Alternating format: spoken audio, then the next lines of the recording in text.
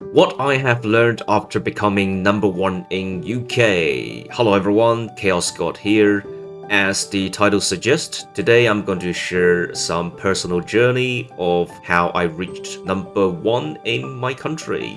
As many of you who played Yu-Gi-Oh! In person, you know this little app called Neuron, and if you win some games at your local, you will get 3 points per round wins. And also, if you played any kind of official event such as OTS, regional, you will get points from all of these events. As you can see, chaosgod 69, the Grand Lunalight Masters sitting there. Spoiler alert, I don't play Lunalight, it's just a title. I am the #1 player on the Neuron from 2025 year to date, 2025 April to 2026 March. During that time, I am the player who's having the highest number of points.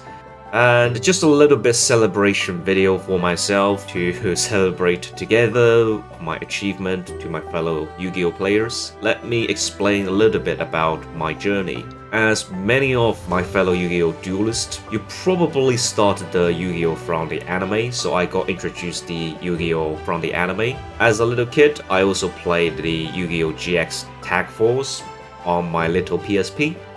So that's probably my first ever Yu-Gi-Oh game I have ever played. Then, as I growing up, I played Master Duel on my PC. The deck I used were Sky Strikers because I have watched a video of people saying Sky Striker is the easiest deck to learn. Then I tried out Tri-Brigade Zodiac, which I personally had a lot of fun, even though I'm probably just playing like a bot, performing 1 or 2 combos again and again, trying to win the game. Finally, I have got introduced to the Yu-Gi-Oh! Locals. I found out there's a physical card shop that hosts these Yu-Gi-Oh! Locals games. And I started during the format of Crossover Breaker, where they introduced Ryzel and Malice, the 2 new very strong archetypes. Just give you another little bit introduction of me, what kind of players I am by showing you what kind of decks I have played.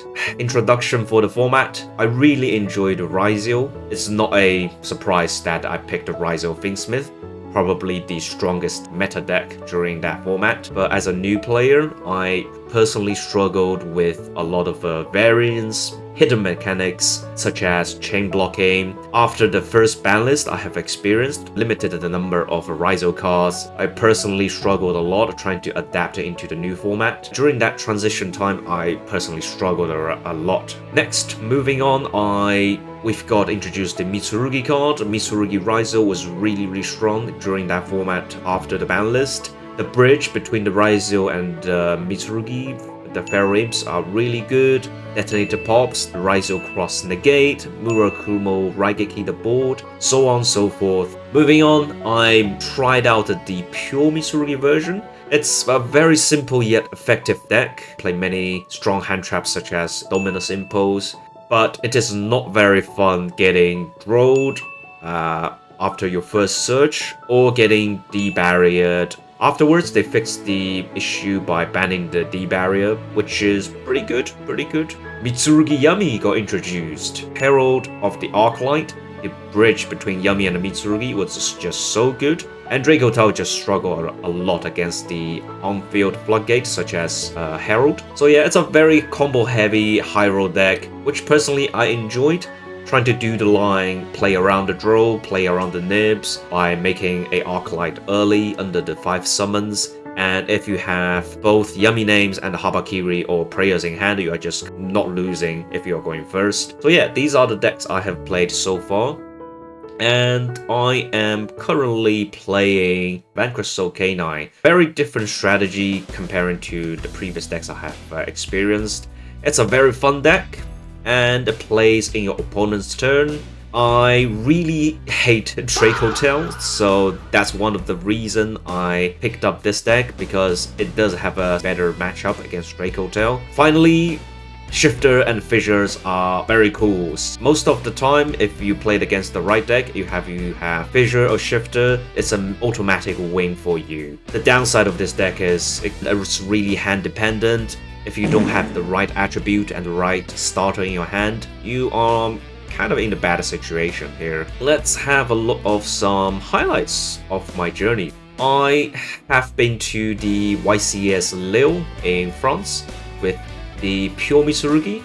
It was my first YCS. I totally enjoyed the experience, you know, traveling with friends, booked a hotel, and played Yu-Gi-Oh! For 2 days straight. On the day 1, I lost the first 2 rounds, but I just kept going because I got nothing else to do. I kept playing until the round number 9. Unfortunately, I lost the round number 9, but I was being X2 until the very last round. If I win the last round, I feel like I would have a very good tiebreaker to make into day 2. But oh well, this is all in the past. As the first time YCS, I think I did very well. I think that's the time, or maybe it was in Bologna, they introduced the Neymar token with the Rescue Rabbit.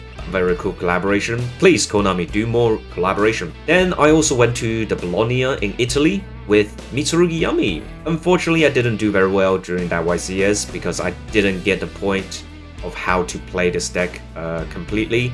Then with the YCS Dormant, if I remember correctly, I was XO until round 3. So I won the first 3 rounds, then I lost the 3 rounds straight away afterwards. So I dropped out in round 6, which is really unfortunate. And as you may know, VSK9 won the whole event, Dracotail Heavy tournament, which is unfortunate, but I had fun. It was first time I used the VSK9 in the big event. Alright, so finally, after the highlight, what I have learned. The Neuro points ranking really means nothing if you didn't know. The more points you have doesn't really mean you are a better player. That means you attended a lot of events, winnings, games here and there. I have never topped any big event, but I still became the #1 player on the Neuro. And it also cost you a lot of money. It costs around £7 to £8 per entry. So traveling for the events, accommodations, hotels, tickets for the train, planes, things adds up. Learn from your mistakes. I like to take notes whenever I misplace, where I should have done this, but I didn't do it. That cost me the game. And sometimes you just can't win. Losing the die roll, having no hand traps in hand, bricks, and you count out the towers in your main deck, etc. Sometimes you just have to accept you are unlucky. There is an element of luck involved in the game. During the past year, I experienced many changes. The new time rules has been introduced, where before the new time rules, I always like to put in Gagaga Cowboy as my burn card, and experiencing multiple new ban lists, which forces you as a new guild player have to constantly adapt to the new format periodically, buying too many decks that I never had a chance to play, such as Memento, Lunalight, Dracotail, even though all of them are cool decks, fun decks, but I actually didn't have the time to master all of them. And I also learned how to trade and price your cards appropriately by using eBay and the card market. And finally, of what I have learned, it's really fun to play Yu-Gi-Oh! In person. As much as I enjoyed playing on Master Duel, clicking the buttons, doing the combos, but doing these combos in real life, it's really fun. Alright, let's finally give some shoutouts to the locals in London. Shout out to Zombie, P9, Dark Sapphire, Mythic Goblin, Europa Gaming, and Brotherhood Games. If you live overseas and you happen to travel to London, here are the schedules for all the London locals you can play during the week. Another shout out to Nugs. Oh, sorry, wrong picture. Shout out to Alish, aka Nugs, who partially inspired me trying to chase for this Neuro #1 thing. He was the 2024 UK #1 on the Neuro. Another shout out to Omar. Omar was one of the very friendly local Yu-Gi-Oh players. First time when I showed up to the Dark Sapphire local, he was the one who showed me how to use Neuro, which I had absolutely no idea how to use by the time. That's the end of my slideshow. That concludes everything I have learned from the journey of becoming the #1 UK player on the Neuro. That doesn't mean I'm a good player. I have 0 tops so far. I hope in the near future I can top some of the events. Yeah, thank you very much for watching. Let me know your thoughts down in the comment section below. Maybe share your story as well.